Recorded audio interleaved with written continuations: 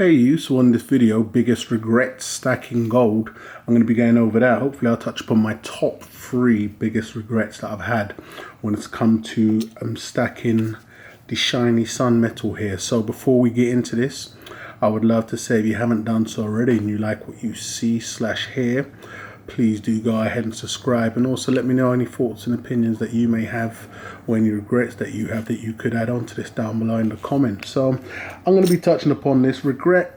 It was a very strong word, so you know, I'll let know if it's more of a mistake as we come on to each one. But for the first one that I'm going to be bringing up, I would most definitely say it was a regret. And I would say also, when we're talking gold over silver, I've liquidated a fair bit of gold also. The losses weren't as great as when we was talking silver, so that's why the list isn't so big, you could say. And even it just wasn't as painful, full stop. You know, not to forget, this stuff's more portable, you know, takes up less weight. It can be a lot easier, you know, not so much back and forth with dealers. They either take it or they won't. But a lot of the stuff I've had has worked in my favor. It's just something that I wish I could have turned back and maybe done a little better. So jumping into this one, I'd say number 1, the biggest regret that I have stacking gold is going to be not buying more sooner. You know, and who cannot relate to what I'm saying now? I'm sure we all have that regret. If we would have known, you know, you got those that say, if I would have known, you know, I've been speaking with people that were saying they remember when an ounce of gold was under £100 sterling. Now that is some scary stuff. If you would have known, you know, if you would have known then, if I would have known, if we all would have known, if we had a time machine, how quick would you become a millionaire is the question. You know, it would take me under an hour. So, but you know, that is going to be number 1. That's going to be most definitely a major regret. And that's going to be not buying more golds, you know. It came about, I had the opportunity, it just wasn't at the top of my list. I would say even globally, there just wasn't a lot going on. I've mentioned in one of my videos before, it was the 9/11 that really got a lot of things in motion when I was mentioning, you know, when it just got me to look at all sides of the story instead of one side of the story. But it just wasn't, it was just something that was there. So I could understand, as I've been there, when a lot of people just don't acknowledge this stuff because they're just not programmed to, or just don't understand how crucial it is or the role it plays in life. So it's just something that's there, but it's of no concern to them. It's a learning phase or a learning curve we all need to get to when we're looking for sound money, true money. And once I did come into it, I owned, because I've mentioned also, I've owned an ounce before and I've lost an ounce before. But getting back into it, then, you know, then also looking into the opportunities of silver, listening to a load more pundits at the time, and then, you know, taking that risk.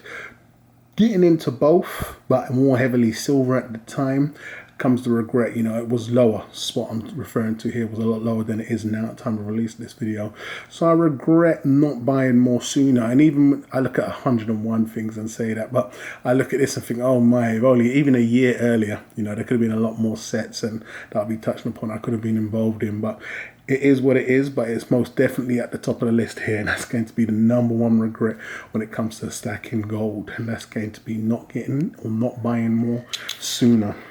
I've got a load of pieces here on display. Hopefully I'll try to get into all of them. So number 2, second biggest regret I'm going to have, and we'll get more into what you're here for, when it comes to stacking gold, is going to be, you know, getting into too many modern coin sets and series in gold.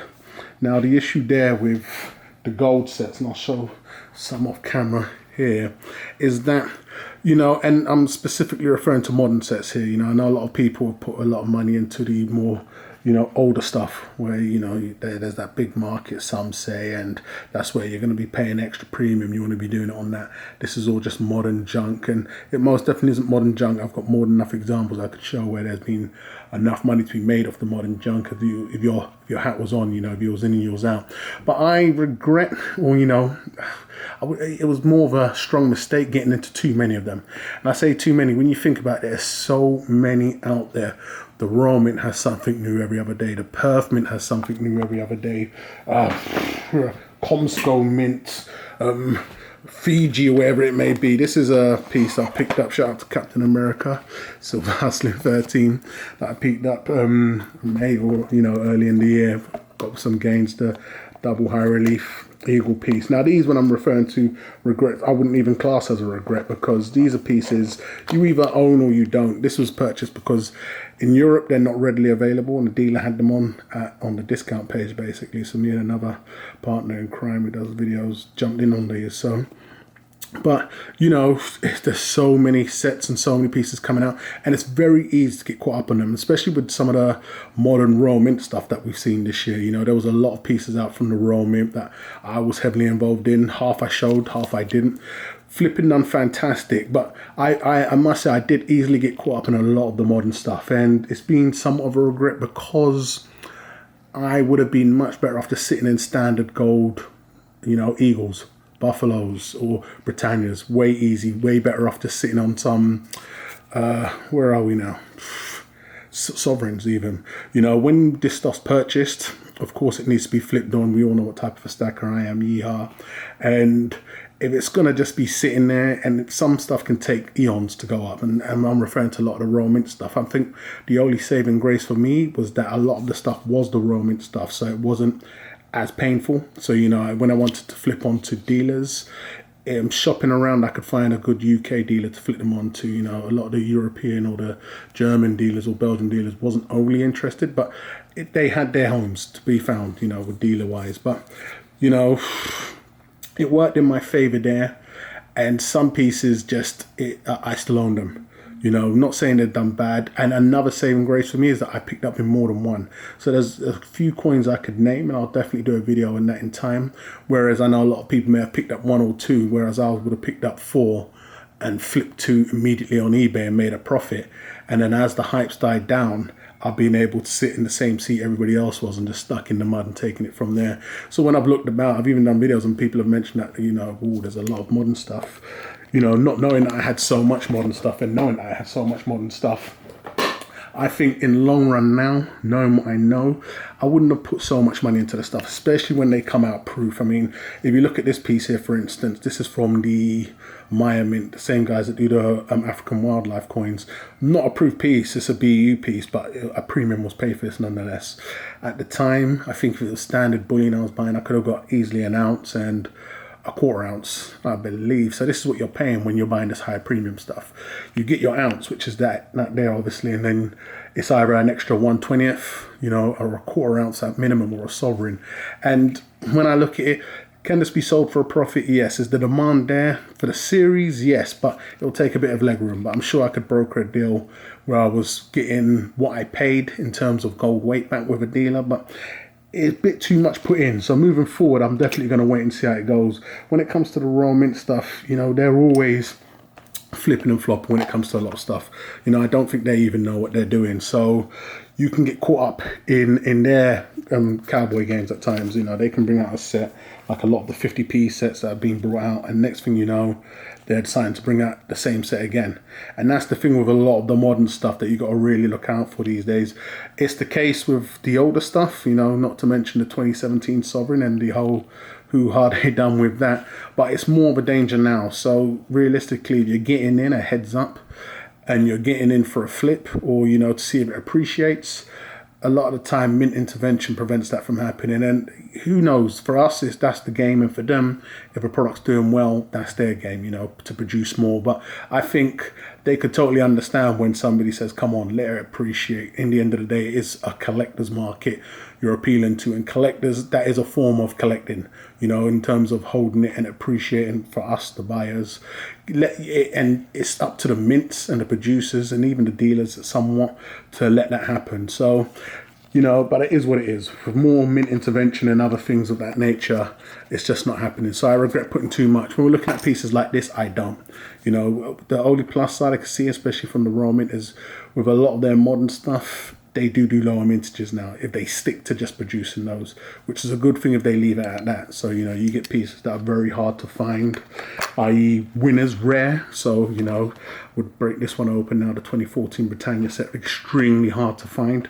They did go back though and remix it up on the 50 for 50p's, but it didn't do no it didn't damage the gold in any way because they're still extremely hard to find. So there are, pluses to it, and this is a good prime examples I'm showing here. But I have a lot more stock in pieces I haven't even got here on display now.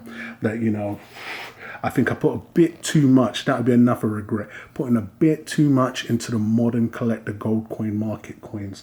And if you can, I'm not saying some are bad. I'm still got a lot of good, bad, ugly videos to come up. But because there's so much getting pumped out, you really need to look at a lot of these coins that you paid that extra premium for and think right now, if you were sitting in the standard 1 ounce coin, would you be better off? If you're sitting in a standard quarter ounce, if you're sitting in a standard sovereign, instead of that piece you paid the higher premium for, would you be a lot better off? So getting on to regret number 3, and as mentioned, there's not going to be massive major ones here because it's gold that we're talking about. On a personal level here, most definitely, as everything always is, so my own personal thoughts and opinions, it's going to be getting into the smallest fractional gold coin sizes. Once again, just personal here, we've all seen that I can pick up some of the more heavier big ticket items. For me, getting into these half grams and these 1 gram coins, I regret getting into them because they just turned out to be what they are.